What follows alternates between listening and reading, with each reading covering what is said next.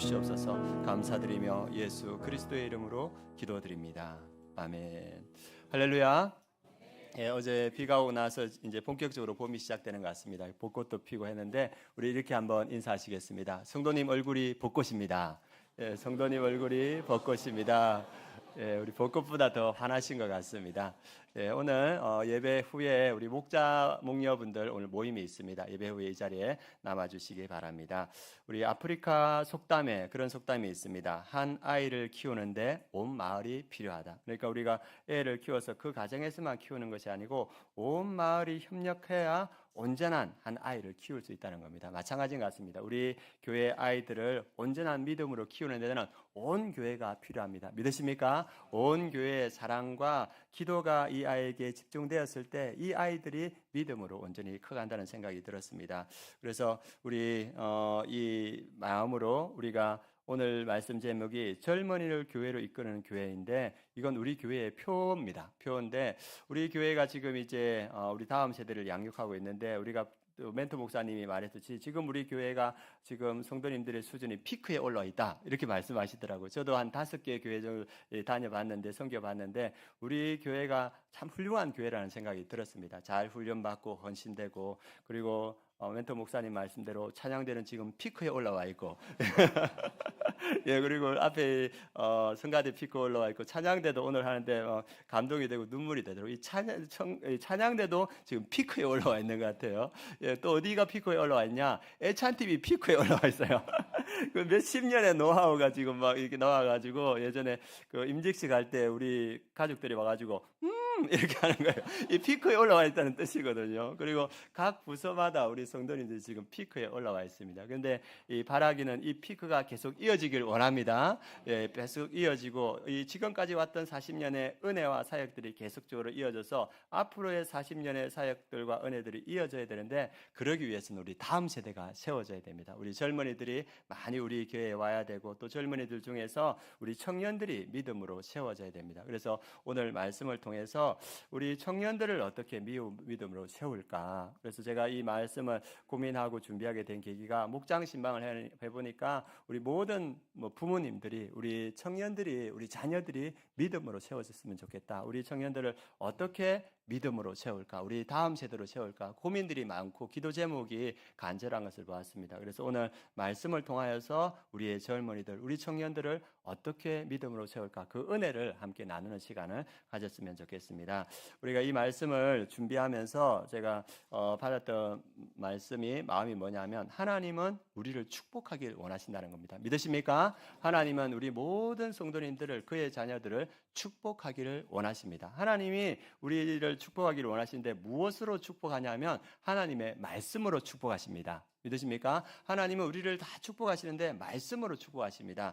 우리가 알다시피 하나님이 인간을 창조하시고 그들에게 복을 주시는데 그 창세기 1장 28절에 이렇게 말씀합니다. 하나님이 그들에게 복을 주시며 이제 복을 주십니다. 그 다음에 이어지는 말이 하나님이 그들에게 이르시되 말씀하시되 복을 주시는데 말씀으로 복을 주신다는 겁니다. 그리고 생육하고 번성하고 땅에 충만하라. 땅을 정복하라. 바다의 물고기와 하늘의 새와 땅에 움직이는 모든 생물을 다스리라 하시니라. 그래서 하나님은 말씀으로 우리를 축복하시는데 이 첫 번째 이 문화 명령이 우리의 죄성으로 인해서 온전히 우리에게 축복으로 이루어지지 못했습니다. 그래서 인간이 생육하고 번성할 때마다 결국은 심판과 저주의 길로 갔는데 예수 그리스도가 이 땅에 오셔서 그분의 복음이 선포되는 곳, 그분의 복음을 받아들이는 사람들마다 이 온전한 축복을 누리게 됐다는 것을 성경은 말해주고 있습니다. 그래서 이 말씀에서 우리가 알기를 원하는 건 뭐냐 하면 하나님은 우리를 축복하기를 원하신다. 그리고 하나님은 그 말씀으로 우리를 축복하신다. 그러면 그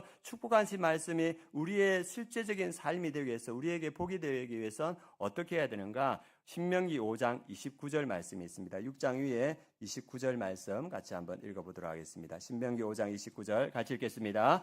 다만 그들이 항상 이 같은 마음을 품어 나를 경외하며 내 모든 명령을 지켜서 그들과 그 자손이 영원히 복받기를 원하노라. 어떻게 하나님의 그 축복하신 축복이 우리의 것이 될 수 있는가? 내 모든 명령, 하나님의 모든 말씀을 지켜서 그들과 그 자손이 영원히 복받기를 원하노라. 하나님이 축복하신 그 말씀을 받아서 지킬 때 그 축복이 우리에게 임한다는 겁니다. 유대인들이 가장 중요하게 생각하는 축복의 말씀이 오늘 이 쉐마 이스라엘 신명기 6장 4절에서 9절 말씀입니다. 하나님께서 지금 축복의 말씀을 선포하십니다. 그럼 이스라엘 백성은 어떻게 해야 되겠습니까? 들어야 되겠죠. 그래서 이 6장 4절이 어떻게 시작하냐 하면 쉐마 이스라엘, 들으라 이스라엘로 시작합니다. 우리 4절 말씀 같이 한번 읽어보겠습니다.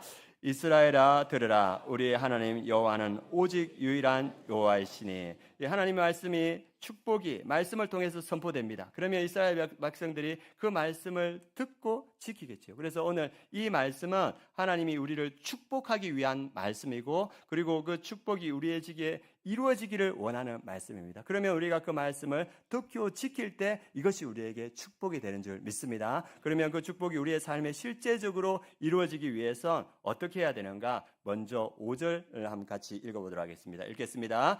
너는 마음을 다하고 뜻을 다하고 힘을 다하여 내 하나님 여호와를 사랑하라. 하나님의 축복이 우리의 삶에 임하는 첫 번째 우리가 지켜야 될 그 말씀 뭐냐면, 너는 마음을 다하고 뜻을 다하고 힘을 다하여 내 하나님 여호와를 사랑하라. 이 말씀이라는 겁니다. 이 말씀, 우리의 신앙의 본질이 무엇인가? 하나님을 사랑하는 겁니다. 마음과 뜻과 힘을 다하여서 하나님을 사랑하는 것이 우리 신앙의 본질이고, 우리가 자녀들에게 가르치고자 하는 신앙의 그 교육의 그 핵심이 뭐냐면 우리 자녀들이 하나님을 사랑하는 것입니다. 사랑할 때 하나님의 은혜가 임하기 때문입니다. 요즘 이렇게 보면 우리가 관계들을 말할 때 give and take라고 하지 않습니까? 내가 준 만큼 나가 받고 싶다. 그래서 우리가 밥을 여러 번 샀는데 저 사람이 안 산다. 그럼 우리 안 사지 않습니까?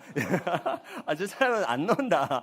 예, 그리고 관계가 소원해지고. 그래서 give and take가 일반적인 어떤 인간적인 관계입니다. 그래서 또 많은 사람들이 어떻게 하냐면 이 사람들이 저 사람에게서 얻어낼 것만큼 얻어내고 그 다음에 관계를 끊어버려요. 그런 관계들도 참 많습니다. 요즘 보면 연예인들의 어떤 사귐 이런 거 보면 이렇게 하다가 관계를 끊어져 버리지 않습니까? 그러니까 그것들이 서로를 향한 파괴적인 관계를 되는 것을 봅니다. 그래서 최고의 관계, 최고의 아름다운 관계는 사랑입니다. 믿으십니까? 그래서 주님께서 우리에게 어떤 관계를 요구하시냐면 사랑의 관계를 요구하십니다. 사랑의 관계가 되면 나에게 필요한 것들을 요구하는 것이 아니고, 내가 누군가를 사랑하게 되면 나의 가장 귀한 것을 그 사람에게 줄 수 있고, 그 사람도 가장 귀한 것을 이 상대편에게 주는 그런 관계가 되는 겁니다. 예전에 보니까 어떤 여인이 아니고 연인이 말씀을 잘해야 되죠, 제가. 예.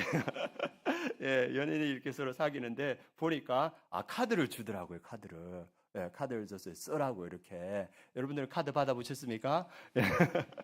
예, 서로를 신뢰하고 믿으니까 가장 좋은 것을 주고 싶은 거죠.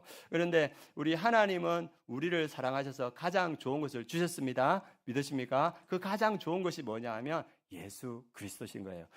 우리가 죄로 인하여서 심판과 저주를 받을 수밖에 없는 우리의 인생이었는데, 그 창세기에 보면 그 번성할수록 하나님의 심판과 저주가로 가는 그 인생에게 하나님께서는 예수 그리스도를 주셔서 예수 그리스도를 믿는 자가 그 죄에서 해방되어서 하나님의 자녀가 되고 하나님의 축복을 받는 백성이 되었습니다. 그것을 누가 말해주냐 하면 사도 바울이 말해줍니다. 사도 바울은 자기의 모습을 보고 뭐라 하냐면, 오라 나는 공고한 자로다. 누가 이 사망의 몸에서 나를 해방하랴. 그러니까 자기가 죄에게 꽉 묶여서 자기가 어떻게 할 수가 없다는 거예요. 그래, 공고하다는 말은 비참하다는 거예요. 나는 비참하다. 무엇 때문에 비참합니까? 죄 때문에 비참하다는 거예요. 이 비참한 상황에서 자기를 벗어나게 해줄 사람이 없다는 거예요. 근데 누가 계십니까? 예수 그리스도. 그분을 통하여서 이 죄의 사슬에서 풀려나서 자유하게 되고 하나님의 자녀가 되어서 하나님의 축복이 되었다고 사도 바로 말합니다.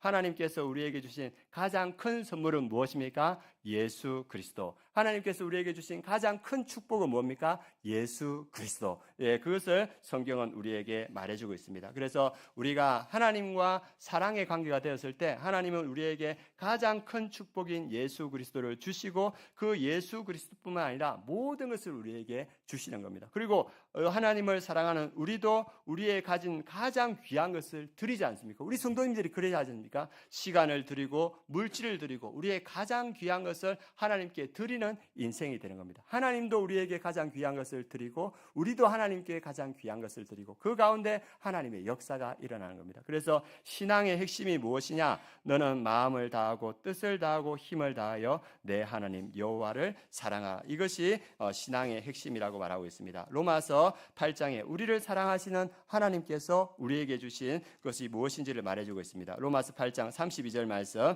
같이 한번 읽어보겠습니다. 자기 아들을 아끼지 아니하시고 우리 모든 사람을 위하여 내주시니가 어찌 그 아들과 함께 모든 것을 우리에게 주시지 아니하겠느냐. 자기 아들을 아끼지 아니하시고 우리와 사랑의 관계가 되시는 우리 하나님께서 자기 아들, 가장 귀한 자기 아들을 우리에게 주셨고 또 우리 모든 사람을 위하여 내주신 그 아들을 내주시니가 어찌 그 아들과 함께 모든 것을 우리에게 주시지 않겠느냐. 하나님과의 사랑의 관계가 되면 하나님은 우리에게 모든 것을 주십니다. 예, 그것을 우리가 누리고 있고 우리가 바라는 건 뭐냐 하면 우리의 자녀도 하나님과 이러한 관계가 되길 원한다는 겁니다. 그래서 하나님이 우리에게 주시는 축복이 뭐냐? 여호와를 사랑하라. 그럴 때 하나님께서 우리에게 축복을 주시고 그 사랑 가운데 거할 수 있다는 겁니다. 그리고 하나님의 그 사랑 가운데 거하는 방법들을 6절에서부터 9절까지 말하고 있습니다. 하나님의 그 사랑 가운데 거하는 방법, 하나님의 그 축복 가운데 거하는 방법이 오늘 한 4가지 정도 나오는데 첫 번째는 말씀을 마음에 새기는 것이고 두 번째는 내 자녀에게 부지런히 말씀을 가르치는 것이고 그리고 세 번째는 그 말씀을 늘 우리와 함께 동행하는 것, 그게 하나님과 사랑하는 것이고 하나님의 축복을 받는 길이라고 이렇게 말하고 있습니다. 마지막으로는 기도로 하나님과 동행하는 삶, 이 4가지가 하나님을 사랑하는 것이고 하나님의 축복이 우리의 삶에 임하는 것이다. 성경은 이렇게 말해주고 있습니다. 먼저 하나님을 사랑하고 하나님의 축복이 우리의 삶에 임하는 것이 무엇인가? 우리 6절 말씀 같이 한번 읽어보도록 하겠습니다. 6절 읽겠습니다. 오늘 내가 내게 명하는 이 말씀을 너는 마음에 새기고, 첫 번째 하나님을 사랑하고 하나님의 축복이 우리의 마음에 임하는 방법이 뭐냐면 하나님의 말씀을 너는 마음에 새기라 이렇게 말합니다. 이 새기라는 말은 레브 루아흐 카타브 이렇게 해가지고 마음판에 새기라는 겁니다. 여러분들 새겨 보셨습니까? 새긴다는 것은 힘을 주어서 흠집을 내어서 지워지지 않게 하라는 겁니다. 이 지워지지 않게 했을 때는 우리가 늘 그거와 함께 하는데 이 말씀을 어디다 새기라냐면 우리의 마음판에다 새기라는 겁니다. 마음판에 새기면 어떻게 됩니까? 우리가 이것이 잊혀지지 않고 그리고 이것이 영원히 우리의 삶 속에 있으면서 우리가 그 말씀을 지키게 됩니다. 우리 아까 영상을 보셨죠? 누가 나왔냐면 놀라운 모습 우리 김성진 목사님이 나오셨어요. 저도 놀랐어요. 아, 저럴 때가 있으셨구나. 예, 저런 때가 있으셨구나. 또 회복되실 겁니다. 우리 예, 예, 전 믿습니다. 예, 그런데 그 김성진 목사님이 이야기하는 게 유도를 예전에 하셨거든요. 미국에서 도대회까지 나가셨대요. 도대회까지 나갔는데 오늘 하면 연습을 이렇게 그렇게 많이 한다는 겁니다. 그럼 몸에 새기는 거예요. 그 패턴을 몸에 새기는 겁니다. 그래가지고 유도를 하다 보면 딱 유도를 하다 경기를 하다가 자기가 연습했던 패턴이 오면 바로 그게 나온다는 거예요. 자기가 생각하지 않아도 그 패턴이 나와서 경기에서 이기게 된다는 거예요. 마음에 새기면 그 패턴이 우리의 삶을 인도합니다. 믿으십니까? 말씀이 우리 마음에 새겨지면 그 상황이 나오면 우리가 말씀대로 순종할 수 있게 된다는 거예요. 이것이 하나님의 우리에게 주시는 축복이라고 말하고 있습니다. 그래서 하나님을 사랑하는 것은 무엇인가? 말씀을 우리 마음에 새기고 그 말씀을 지키는 것이라고 이렇게 말하고 있습니다. 그 성경에서 요한복음 14장 21절에도 독이란 말씀을 말합니다. 말씀을 지키는 것이 여호와를 사랑하는 것이다. 한번 보도록 하겠습니다. 요한복음 14장 21절 같이 읽겠습니다. 나의 계명을 지키는 자라야 나를 사랑하는 자니 나를 사랑하는 자는 내 아버지께 말씀을 받을 것이요 나도 그를 사랑하여 그에게 나를 나타내리라. 그래서 우리 예수님이 하는 나의 계명, 예수님의 계명, 하나님의 말씀을 지키는 자가 나를 사랑하는 자다. 그 자에게 어떤 일이 나타나? 나를 사랑하는 자는 내 아버지께 사랑을 받을 것이요 나도 그를 사랑하여 그에게 나를 나타내리라. 하나님을 사랑하여서 그 말씀을 지키는 자에게 하나님의 사랑이 임하고 예수 그리스도의 사랑이 임하고 예수 그리스도가 그의 삶에 나타난다는 겁니다. 그리고 23절에도 말하고 있습니다. 같이 읽겠습니다. 예수께서 대답하여 이르시되 사람이 나를 사랑하며 내 말을 지키리니 내 아버지께서 그를 사랑하실 것이요 우리가 그에게 가서 거처를 그와 함께 하리라. 사람이 나를 사랑하며 내 말을 지키리니 하나님의 말씀을 지킨다는 겁니다. 하나님의 말씀을 새겨서 지키는 자에게 내 아버지께서 그를 사랑하실 것이요 우리가 그에게 가서 거처를 그와 함께 하리라. 말씀을 지키는 자에게 하나님이 함께 하시고 예수 그리스도가 함께 하신다는 겁니다. 그래서 말씀을 마음판에 새기고 지키는 자가 하나님을 사랑하는 자고 하나님의 축복을 받는 자인 줄 믿습니다. 그 말씀을 실천해가는 우리 성도님들 되시길 바랍니다. 그래서 오늘 5절 6절에서 이 하나님을 사랑하고 그 축복을 받는 길이 뭐냐? 마음을 다하고 뜻을 다하고 힘을 다하여 내 하나님 여호와를 사랑하라. 그리고 하나님의 사랑하는 것은 하나님의 말씀을 마음판에 새기고 지키는 것이다. 이렇게 말합니다. 그러면 그 말씀을 마음판에 새기고 지키는 자에게 주시는 하나님의 축복이 무엇인가? 오늘 6장 2절 3절 말씀에 말하고 있습니다. 6장 2절 3절 같이 한번 읽어보겠습니다. 곧 너와 내 아들과 내 손자들이 평생에 내 하나님 여호와를 경외하며 내가 너희에게 명한 그 모든 규례와 명령을 지키게 하기 위한 것이며 또 내 나를 장구하게 하기 위한 것이라. 이스라엘아 듣고 삼가 그것을 행하라. 그러면 내가 복을 받고 너의 조상들의 하나님 여호와께서 내게 허락하신 같이 젖과 꿀이 흐르는 땅에서 내가 크게 번성하리라. 하나님의 말씀을 듣고 삼가 그것을 행하면 지키면 그러면 내가 복을 받고 내 조상들의 하나님 여호와께서 내게 허락하신 같이 젖과 꿀이 흐르는 땅에서 내가 크게 번성하리라. 이 말씀을 지킬 때 하나님의 축복이 그 사람에게 임한다는 겁니다. 그리고 하나님과 예수님께서 그 사람과 함께 하신다고 말씀해 주시고 있습니다. 제가 이 말씀을 묵상하면서 신약에 있는 요한복음 2장 말씀이 생각이 났습니다. 요한복음 2장에 보면 가나의 혼인잔치가 열리지 않습니까? 그런데 포도주가 떨어졌어요. 그리고 포도주가 떨어져서 예수님의 어머니가 예수님에게 여기 잔치에 포도주가 떨어졌다니까 예수님이 여자여 그것이 나와 무슨 상관이니까 내 때가 아직 이르지 아니하였나이다 하면서 거절하시는 거예요. 그러니까 예수님의 어머니가 하인들에게 뭐냐면 예수님이 가서 무슨 말을 하시든지 그 말에 순종하라. 이렇게 하니까 예수님께서 그 하인들을 불러서 그 정결 예식에 드는 항아리 한 80리터에서 120리터 드는 항아리입니다. 김장독 여기는 쓰시나요?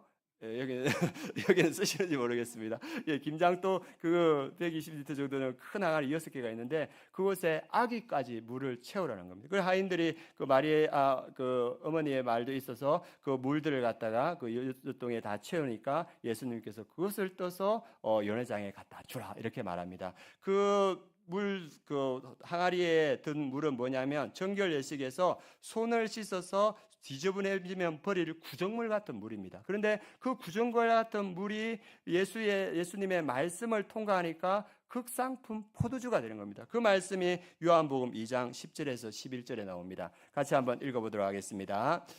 말하되 사람마다 먼저 좋은 포도주를 내고 취한 후에 낮은 것을 내거늘 그대는 지금까지 좋은 포도주를 두었도다 하니라.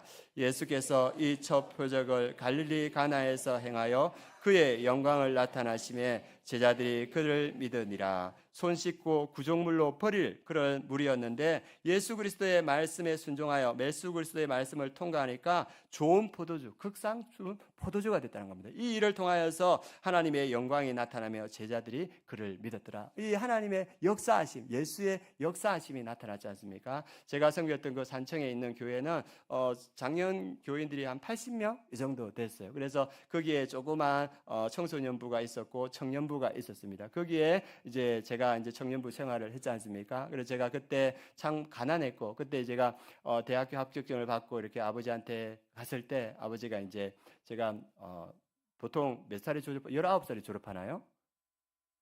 고등학교 3학년 때?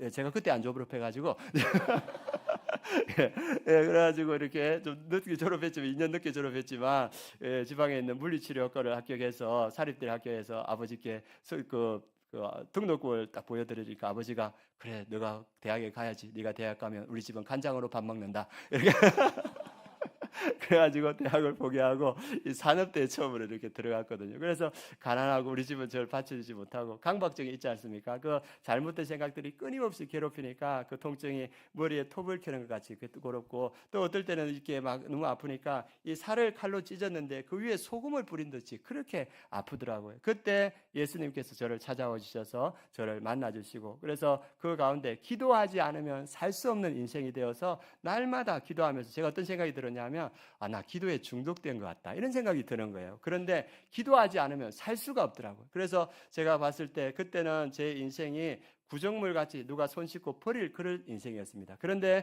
제 인생이 예수 그리스도를 만나고 제 인생을 예수 그리스도께 드리고 말씀 가운데 순종하여 나갈 때 주님께서 지금 이렇게 주의 영광스러운 자리에 앉혀주셨습니다. 우리의 삶이 어떠한 삶이든 우리의 삶을 예수 그리스도께 내어드릴 때 그 구정물 같은 인생도 극상품 포도주로 만들어주시는 줄 믿습니다. 그 조그만 교회, 가난한 교회에서 제 친구 건우가 청소년부 생활을 하고 예수 그리스도를 믿고 그리고 그 가난한 어머니만 일하면서 근근히 살아가던 그 건우가 그의 삶을 예수 그리스도께 드렸을 때 하나님께서 그에게 임하셔서 그를 약사로 세웠어요. 지금은 그 친구가 의료팀 떠날 때마다 일망문지 약을 포장해가지고 이렇게 섬기더라고요. 그 아이도 제 친구도 별 볼 일 없는 아이였어요. 그런데 그 삶을 예수님께 드렸을 때 포도주 같은 삶으로 쓰시고 그리고 같이 청년을 했던 유영이라는 그런 누나도 있습니다. 가난한 농사집 딸이었어요. 그리고 또 딸이었고 그냥 이렇게 있다가 사라질 그런 인생이었는데 그 누나가 신앙이 좋아서 그 청년부 하면서 그의 삶을 예수 그리스도로 드렸을 때 하나님께서 그를 사모로 세우셔서 지금 군포에서 18년 동안 선임 목사님 사모님으로 섬기고 있습니다. 그래서 저에게 내가 너의 중보 기도자가 되어줄게 하면서 저를 위해 기도했습니다. 그 조그만 그 교회의 그 청소년부 청년부 그 아이들이 그들의 삶을 하나님께 드렸을 때 그 구정물같이 벌어질 그 아이들의 삶도 하나님께서 극상품 포도주로 만들어주셨습니다. 우리도 동일한 줄 믿습니다. 우리의 삶이 어떠한 삶이라도 우리의 삶을 주님께 드리면 주의 말씀 앞에 드리면 주님께서 우리의 삶을 극상품 포도주로 만들어주십니다. 여러분들이 그 정인이고 하나님께서 여러분들을 지금도 그렇게 들어 쓰시고 계시고 그리고 또 여기에 그렇게 하나님께서 극상품 포도주로 만들어가는 그러한 인생도 있는 줄 아십니다. 그리고 제가 저가 소망하고 우리 성도님들이 소망하기를 뭐냐 하면 우리 청년들을 위한 하나님의 축복이 예배된 줄 믿습니다. 우리 청년들을 위해서 하나님은 축복을 예배하고 계세요. 우리 청년들이 이제 앞으로 이제 청년부 모임을 가지고 청년부들 이렇게 세워갈 건데 우리 청년들이 지금 어떠한 모습인지 모르지만 그들의 삶을 하나님께 드리면 하나님께서 그들의 삶을 들어서 그들의 극상품 포도주로 만들어 주셔서 오늘 이 말씀대로 하나님의 영광을 나타내며 하나님을 믿게 하는 그러한 역사가 나타날 줄 믿습니다. 이것이 저의 소망이고 우리 성도님들의 소망인 줄 믿습니다. 그래서 우리 축복이 연약하지만 우리의 삶을 들었을 때 하나님께서 쓰시는 이 축복이 저와 우리 청년들에게 우리 성도님들에게 함께하길 바랍니다. 그리고 오늘 말씀 하나님을 사랑하는 것이 무엇인가 하나님의 축복이 우리의 삶에 임하기 위해서 우리가 어떻게 해야 되는가 7절 말씀입니다. 같이 한번 읽어보겠습니다. 내 자녀에게 부르짖니 가르치며 집에 앉았을 때든지 길을 갈 때든지 누워있을 때든지 일어날 때든지 이 말씀을 강론할 것이며 하나님을 사랑하는 것이 무엇인가 하나님의 축복이 우리에게 임하는 길이 무엇인가 7절에서 내 자녀에게 부지런히 가르치라 이렇게 말하고 있습니다. 우리 자녀들에게 그 말씀을 부르짖으니 가르치는 것이 우리 하나님을 사랑하는 것이고 우리의 삶에 하나님의 축복이 임하는 길입니다. 그래서 우리 조금 전에도 이렇게 그 가정 예배에 대한 간증을 나눴습니다. 우리 가정에서 신앙 교육이 이루어져야 됩니다. 이게 하나님께서 우리에게 하신 명령이고 축복의 통로라고 이렇게 말하고 있습니다. 그런데 여러분들도 보셨다시피 가정 예배가 쉽지만은 않습니다. 제가 이제 우리 조카들 모아놓고 가정 예배 드리려 할 때 극심한 영적 저항이 있습니다. 느껴지는 거예요. 그래 한 번은 설 때 이렇게 모였는데 드려야 되는데 하나님 드려야 되는데 그래서 좀 드리는 분위기는 아니고 그래가지고 그때 하나님이 지혜를 주셔서 설이었기 때문에 우리 조카들에게 설 용돈을 5만 원짜리를 해가 봉투에 넣어 주니까 이 아이들의 영안이 열리는 거예요. 영안이 열리고 마음이 열리고 그러면서 예배 드리려 하니까 하면서 이렇게 다 모여드리고 그리고 같이 이렇게 예배드리면서 하나님의 축복의 말씀을 나누고 그리고 또 이 그 조카들이 자기 이야기를 하더라고요. 그 조카 중에 한 명은 내가 왜 교회 안 다니냐? 제가 고등부 때 교회 다녔는데 교회 앞에서 열심히 섬기던 아이들이 숨어서 담배 피는 그런 모습 보고 이거 아니다 하면서 자기가 끊었다는 겁니다. 그래서 우리가 가정 예배를 드릴 때 하나님의 은혜가 임할 때 우리 자녀들의 마음이 열리고 그곳에 하나님의 은혜가 임하는 겁니다. 어떤 분은 이 자녀가 이 아들이 나쁜 친구들하고 어울려가지고 어떻게 할 수가 없는 거예요. 한국에서는 이 아이를 도저히 교육을 시킬 수가 없는 거예요. 그래서 어떻게 했냐면 미국으로 데려갔어요. 너 여기서 공부해라고 아버지가 올려가니까 그 아들이 나 절대 여기 못 있는다. 나 아버지 따라갈 거다. 이렇게 하는 거예요. 그래서 아버지가 이 아들 때문에 많은 눈물을 흘렸다고 합니다. 그런데 따라오려는 아들을 이렇게 그날 마지막 밤에 그 아버지와 아들과 그 하숙집 주인과 같이 예배를 드리는데 가정 예배를 드리는데 그곳에 성령님이 임해버렸어요. 그래가지고 그 성령이 그 아들에게 강력히 임하니까 그 아들이 떼굴떼굴 그러면서 제가 잘못했어요. 제가 잘못 컸어요. 하나님 저 용서해 주세요 하면서 20분을 떼굴떼굴 울면서 그러더랍니다. 그리고 나서 깨어나서 뭐라 하냐면 나 이제까지 이렇게 평안한 적이 없어서 아빠 나 괜찮으니까 아빠 한국으로 돌아가. 그리고 그 아들이 남고 그곳에서 이제 고등학교 생활을 시작했다고 합니다. 그런데 하숙집 주인한테 전화가 왔어요. 어떤 전화가 왔냐면 목사님 아들이 아침마다 지하실에 들어가서 1시간씩 기도하고 나와요. 그리고 이 아들이 지금은 이제 전도사 되어가지고 신학대학원 다니면서 정말 교수님도 탐내는 그런 아들이 됐다고 합니다. 누가 하십니까? 하나님이 하시는 거예요. 그래서 우리는 그 하나님의 일하심을 믿고 우리 자녀들 위해서 기도하고 우리가 할 수 있는 최선을 다해서 우리 자녀들에게 신앙 교육할 때 하나님이 하실 줄 믿습니다. 우리의 모든 자녀들을 하나님을 하십니다. 제가 22살 때 예수 그리스도를 믿었지 않습니까? 그래서 제가 생각할 때 더 어렸을 때 믿었으면 하나님이 더 크게 쓰셨을 건데 이런 마음이 이렇게 있는 거예요. 그러나 그때는 모르는 거예요. 그리고 여러분들이 잘 아시는 이재철 목사님 몇 살에 하나님 만났냐면 예수 그리스도를 만났냐면 36살에 만났대요. 늦은 시간 아닙니까? 그러나 늦을 때가 아니라 하나님을 만난 그때 하나님이 역사하시는 거예요. 그리고 우리가 잘 아는 조정민 목사님 그분은 47에 하나님을 만났어요. 그래서 하나님을 만나서 그분이 하나님께 귀하게 쓰임 받습니다. 우리 자녀들도 하나님께서 만나 주실 줄 믿습니다. 우리 자녀들, 우리 청년들 늦은 때가 없습니다. 하나님 만난 그때 하나님께서 쓰시는 거예요. 그래서 오늘 우리에게 주시는 말씀이 뭐냐면 내 자녀를 신앙교육하라. 오늘 말씀에 내 자녀에게 부지런히 가르치며 집에 앉았을 때든지 길을 갈 때든지 누워있을 때든지 일어날 때든지 이 말씀을 강론하라. 그래서 가르치면 하나님이 역사하십니다. 그래서 제가 우리 청년들, 우리 다음 세대들을 위해서 지금 어떻게 해야 되나 이렇게 기도하고 준비하는데 그런 생각이 드는 거예요. 가정과 교회가 함께 연합해서 우리 자녀들을, 우리 청년들을 믿음으로 세워야 되겠다. 그래서 가정에서는 우리 부모님들이 자녀들의 신앙교육을 할 수 있는 최선을 다해서 하시고 우리 교회에서는 또 최선을 다하겠습니다. 그래서 우리 교회에서는 지금 4월 달부터 우리 청년들을 신방하기로 했습니다. 그래서 신방하고 그래서 명단을 이렇게 받았는데 명단을 받고 쭉 보니까 이 교회에 이렇게 잘 나오는 청년들, 잘 안 나오는 청년 한 20명 정도 되더라고요. 명단을 보니까 이런 마음이 들더라고요. 저희 부부는 자녀가 없지 않습니까? 그런데 이 자녀들이 우리 청년들의 명단을 보니까 이 청년들이 하나님께서 우리에게 주신 영적 자녀구나 그런 생각이 들었습니다. 우리가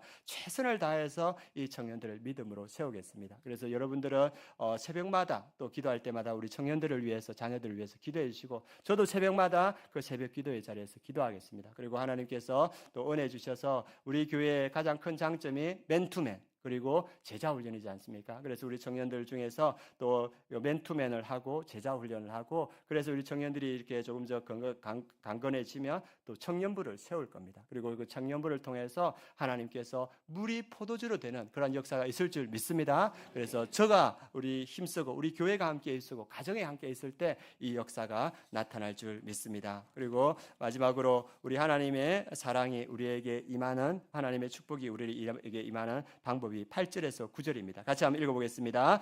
너는 또 그것을 내 손목에 메어 기호를 삼으며 내 미간에 붙여 표로 삼고 또 내 집 문설주와 바깥문에 기록할지니라. 하나님을 사랑하는 것, 말씀을 가까이 하는 것이라고 말씀드렸습니다. 그리고 8절에서 동일하게 너는 또 그것을, 말씀을 내 손목에 메어 기호를 삼으며 내 미간에 붙여 표로 삼고 또 내 집 문설주와 바깥문에 기록할지니라. 말씀과 늘 동행하는 삶, 그 삶을 사는 것이 하나님을 사랑하는 삶이고 하나님의 축복이 너희에게 임하는 삶이다 말씀해 주고 있습니다. 우리 시편 1절 말씀에 1편 말씀에 이런 말씀이 있습니다. 예, 갑자기 사라졌어요. 예, 메모가 시편 1점에 복 있는 사람은 그렇게 나오지 않습니까? 우리 시편 1편 같이 한번 보도록 하겠습니다. 맨 앞편 1편 1절에서 1편 1절에서 3절 말씀 같이 한번 읽어보겠습니다. 시작. 복 있는 사람은 악인들의 꾀를 따르지 아니하며 죄인들의 길에 서지 아니하며 오만한 자들의 자리에 앉지 아니하고 오직 여호와의 율법을 즐거워하며 그의 율법을 주야로 묵상하는도다. 그는 시냇가에 심은 나무가 철을 따라 열매를 맺으며 그 잎사귀가 마르지 아니함 같으니 그가 하는 모든 일이 다 형통하리로다. 복 있는 사람은 이렇게 시작합니다. 복 있는 사람은 오직 여호와의 율법을 즐거워하여 그의 율법을 주야로 묵상하는도다. 하나님은 우리를 축복하기를 원하시는데 말씀으로 우리를 축복하지 않습니까? 그 축복의 말씀을 주야로 묵상하고 그것을 지키는 자에게 주시는 주님의 축복. 그는 시냇가에 심은 나무가 철을 따라 열매를 맺으며 그 잎사귀가 마르지 아니함 같으니 그가 하는 모든 일이 다 형통하리라. 이것이 말씀과 함께하는 자에게 주시는 하나님의 축복이라 이렇게 말씀하고 있습니다. 그래서 말씀과 늘 동행하며 묵상하며 하나님을 사랑하고 하나님의 축복을 얻는 우리 모든 성도님들 되시길 원합니다. 그리고 하나님을 사랑하고 그리고 하나님의 축복이 임하는 마지막 방법이 뭐냐면 기도로 하나님과 동행하는 겁니다. 오늘 나오는 쉐마 이스라엘 6장 4절부터 9절까지는 이스라엘 유대인들의 기도문입니다. 이 기도문은 언제냐면 아침에 한번 이 기도문으로 기도하고 저녁에 한번 기도하고 일평생 살아있는 동안 다 아침과 저녁에 이 기도문으로 낭독하고 기도한다고 합니다. 우리가 아이가 태어났을 때 우리 아이들이 태어났을 때 가장 먼저 배우는 말이 무슨 말입니까? 예, 엄마, 아빠, 이제 엄마, 아빠. 예, 아빠는 두 번째입니다. 예.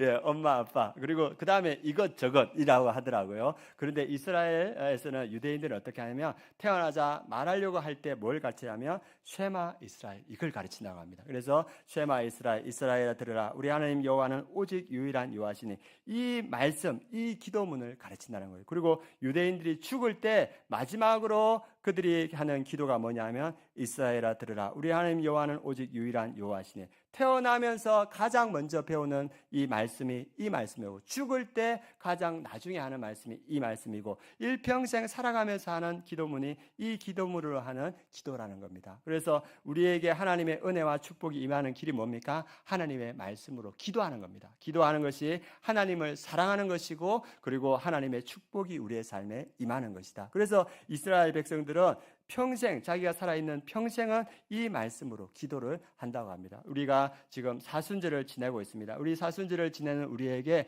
주님이 주시는 말씀, 기도로 초청하는 말씀이 있습니다. 우리 마태복음 26장 말씀 같이 한번 보도록 하겠습니다. 26장 우리 40절에서 41절 말씀 같이 한번 보도록 하겠습니다. 같이 읽겠습니다. 제자들에게 오사 그 자는 것을 보시고 베드로에게 말씀하시되 너희가 나와 함께 한 시간도 이렇게 깨어 있을 수 없더냐. 시험에 들지 않게 깨어 기도하라. 마음에는 원이로되 육신이 약하도다 하시고 기도가 하나님의 사랑하는 것이고 하나님의 축복이 임하는 길이라 했는데 예수님도 자고 있는 제자들에게 와서 안타까움으로 이렇게 말씀하십니다. 너희가 나와 함께 한 시간도 깨어서 기도할 수 없더냐. 시험에 들지 않게 깨어 기도하라. 마음에는 원이로도 육신이 약하도다. 내가 너희들이 육신이 약한 거 안다. 피곤하고 지쳐있는 삶인 줄 안다. 그렇지만은 너희가 깨어서 기도하기를 원한다. 그 길이 무슨 길입니까? 예수 그리스도를 사랑하는 길이고 하나님의 은혜와 축복이 우리 삶에 임하는 길이라고 말하고 있습니다. 그리고 시험에 들지 않게 깨어 기도하라. 우리가 기도할 때 우리가 시험에 들지 않고 우리 자녀들과 시험에 들지 않습니다. 우리가 이 사순절을 지나고 있습니다. 곧 고난 주간이 올 겁니다.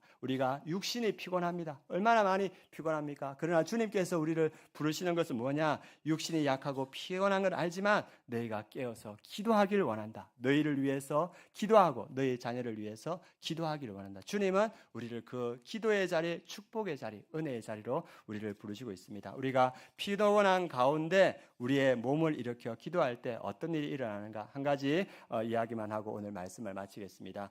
6.25 동란에 UN 연합사령부 전투가 있었다고 합니다. 그 전투 중에서 미군이 가장 많이 죽었던 전투가 38선 고지 주변에서 벌였던 전투인데 하트 브레이크 리지, 하트는 마음이죠. 브레이크는 깨졌다는 뜻입니다. 리지는 고지인데 그곳에서 너무나 많은 미군인이 죽어서 그래서 미군들의 그 애인들이 그리고 어머니들의 마음이 너무나 많이 깨어져서 그 고지 전투 이름을 하트 브레이크 리지라고 합니다. 그래서 그 전투에서 이게 이제 처음에 해가지고 중공군과 그리고 북한군들이 연합해서 이 고지를 탄환하고 수없이 총탄을 쏟아붓고 여기서는 미군들이 사모를 파고 그곳에서 이게 뺏기지 않기 위해서 끊임없이 이렇게 대항하고 그러면서 오랜 시간을 하면서 수많은 그 군인들이 죽어갔다고 합니다. 그런데 그 전투 중에서 이렇게 전투를 하다 보니까 이 미군 중에 한 명이 이렇게 전투하다가 들어오지 못하고 총탕을 맞았어요. 그래가지고 그 참호에서 15m에서 20m 이렇게 떨어진 그곳에서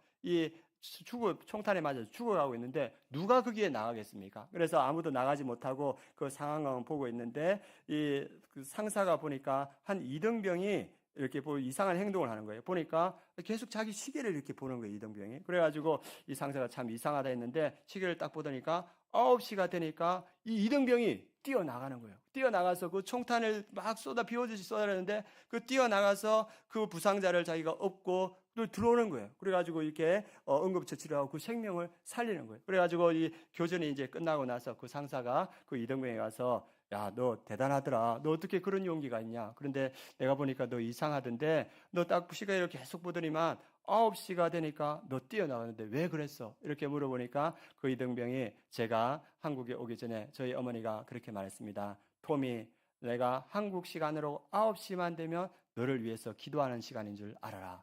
이렇게 말했다는 겁니다. 그러니까 그 토미가 그 상사에게 상사님 하나님께서 저를 그 총탄으로부터 지켜주는 시간은 우리 어머니가 저를 위해서 기도하는 시간입니다. 이렇게 이야기했다는 이야기를 들었습니다. 여러분들이 기도하는 그 시간이 사탄의 그 총탄으로부터 우리 자녀들을 막아주는 시간인 줄 믿습니다. 우리 자녀들이 세상에 나가서 누군가의 생명을 구하는 그 시간인 겁니다. 그래서 예수님께서 우리가 피곤한 줄 알지만 주님께서 너의 피곤을 깨어서 기도하라는 겁니다. 너희를 위해서 기도하고 너의 자녀를 위해서 기도하라. 그 자리가 축복의 자리고 주님을 사랑하는 자리고 그리고 하나님의 은혜가 임하는 자리인 줄 믿습니다. 우리가 사순절을 지나고 있습니다. 여러분들 이 사순절 기간에 그리고 고난주간 기간에 우리 피곤한 육신을 이끌어서 주님 앞에 나오시기 바랍니다. 오늘 말씀, 오늘 하나님께서는 우리에게 축복하시길 원하십니다. 하나님은 말씀으로 축복하십니다. 그 말씀 가운데 우리가 주님께 나가서 온 마음과 뜻과 힘을 다해서 사랑할 때 하나님의 축복이 우리의 삶에 임하고 또 하나님의 그 생명의 말씀, 축복의 말씀을